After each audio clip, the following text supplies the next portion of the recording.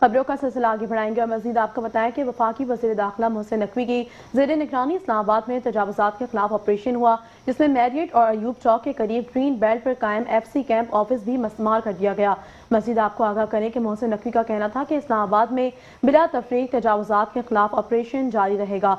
इसी हवाले से मजीद तफसीलात जानेंगे हमारे डिप्टी ब्यूरो चीफ इस्लामाबाद ज़ैन हाशमी से। जी ज़ैन, आगाह कीजिएगा इस ऑपरेशन के हवाले से।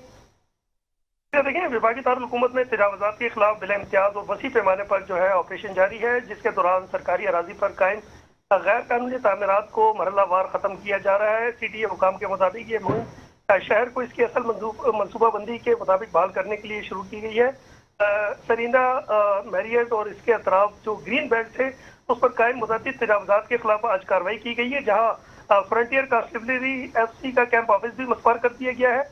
CDA हुकाम का कहना है कि मज़कूरा दफ्तर सरकारी जमीन पर गैर कानूनी तौर पर कायम था, इसलिए बिला इम्तियाज कार्रवाई की गई और ये ऑपरेशन जो है विभागी वज़ीर दाखिला मोहसिन नकवी की बराह रास्त निगरानी में किया गया है।